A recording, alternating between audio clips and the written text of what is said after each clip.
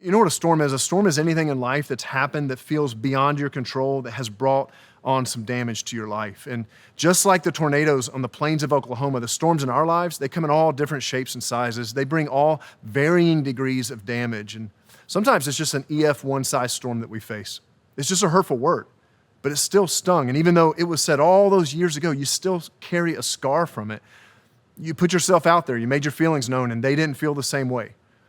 You made a dumb choice financially, and then you got to live with the repercussions. It was a job interview that did not pan out, and it just kind of rattled your confidence. Sometimes there's small little things, but we carry it with it. And then sometimes the storms, man, full out EF5s. It's the loss of a loved one. It's a marriage that ended in rejection. It's a betrayal by someone that you trusted so much. It's a failure that still haunts you. And like Kate, we're left discouraged in those moments, disoriented, paralyzed. And there we are, sitting in the front of a truck, frustrated by how hard it is to move forward from the storms that have happened in the past, frustrated by the new reality that we're now living in. You know, one of the things I love most about Jesus is his insistence that we face reality of life. In fact, at one point, he was talking to some of his closest friends, and one of the eyewitnesses of Jesus' life recorded a moment where Jesus leans in and he makes a promise. And I'll just give you a quick spoiler alert. The promise that Jesus made is not one that I like. My guess is you're not going to like it either. But he said it, and it's just true. Jesus said in John 16:33, he said, "Here on earth, you will have many trials and sorrows." To which those listening to him that day said, "Wow, thanks, Jesus. That's encouraging." I mean, it's not really uplifting. I would have much preferred Jesus to say, you could have trials and sorrows. You might have some trials and sorrows. But Jesus loves us way too much to lie to us. He doesn't sugarcoat things. He shoots straight, and he acknowledges a fundamental reality of life. The storms are coming. They're coming. There's no question about that. But the real question that Jesus is interested in answering is, how do you face the storms? How do you live through the storms? How do you walk through moments of your life that bring some damage without it taking everything from you? And the reality is that some of us are here today and we understand Kate and her story. We went through a storm and we got a few scars, and that was bad enough, but the real tragedy is that it has sidelined us now. You used to speak life into others. You were so encouraging, but now you keep all your thoughts to yourself. You used to lead with confidence, but one failure made you shrink back now. You used to be so open to loving other people, but now you hold back out of fear of getting hurt again. Fear reminds us of the storm that we faced in the past, and it tells us that retreat is safer than risking again. But playing it safe comes with a cost, not just to us, but to those around us as well. People miss out on who we really are. Relationships stay shallow.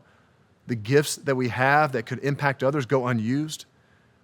The storms are an unavoidable part of life. Jesus already promised that. But nowhere in all of Jesus' life and teachings does he say that this means we have to now settle for living in fear. You know, Jesus promised that you are going to walk through storms. You're going to experience trials and sorrows. But he never once said that we have to keep letting the storms take from us.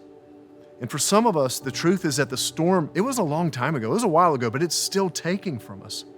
The betrayal was in the past, but we still won't trust others. It's still taking. The disappointment was years ago, but we still refuse to let ourselves try new things. It's still taking. You got dumped, and then you got bitter, and you're still bitter. The storm is still taking. For some of us, the storm is still taking joy. You just don't laugh. You don't feel like you used to. It's still taking peace from some of us. You're always bracing for something bad. It's still taking from relationships. You've backed away from community. For some of us, the storm is still taking your faith. You stopped praying. You stopped seeking God. You know, the storm doesn't have to keep taking from you. What I didn't tell you earlier is that the statement that Jesus made about the reality of storms is actually couched in a larger statement that he made about how we can face the storms. This is the full context of what Jesus said in John 16:33. He said, "I've told you all this so that you may have peace in me. Here on earth, you will have many trials and sorrows, but take heart, because I've overcome the world." You know, it strikes me that Jesus says it's possible to live with peace even in the storms. But this is a very important point. He said that the troubles are guaranteed, but peace is optional. Remember what he said? He said, you may have peace. I'm offering it, but it will only ultimately be found in him, in his presence, in his nearness, in the confidence that he walks with us through all of life, even the storms. Which is why he said to take heart. Man, I love those words, take heart. In other words, be courageous. as you move into the future. It's an absolutely remarkable statement because Jesus is saying you don't have to live discouraged. You don't have to live paralyzed with fear. You don't have to let the storm keep taking from you. And the reason that Jesus says that you can take heart and courageously move forward after a storm is because of one simple reality. It was the very last words he made in that statement.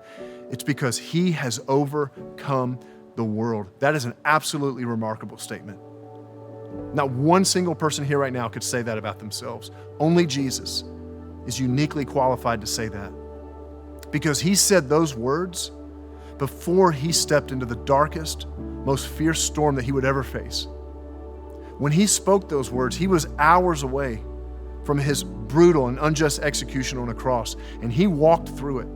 And he came out on the other side of that storm 3 days later, having defeated all of the powers of death. He has overcome the world. He is stronger than any storm we will ever face. And you and I don't get a choice over the storms that we'll experience, but we get to choose who we will walk with through the storms. And see, Jesus isn't saying, I need you to know this, he's not saying to you, stay strong, just stay strong in the storms. That's not what he's saying. Jesus is saying, stay close. Stay close to me in the storms, because the peace that you're looking for most in life, it's not found in avoiding all the storms. The peace that you and I want most will be found in walking with the one who overcame them. Is there any storm that you've been walking through today that's still taking from you? Jesus stands before you today and he simply says, take heart. I've overcome the world. He's asking you today to draw close to him, to reach for him today, to maybe pray again for the first time. And some of you are here and man, that prayer is just a whisper. That's all right. He'll take a whisper. He'll take your whisper. For some of you, it's time to come to him just hurting and broken. He will take you, scars and all. Jesus is inviting you to draw close and to trust that he's still good. He will not leave you abandoned, that he will walk with you through every storm that you will ever face. How long are you going to let the storm keep taking from you?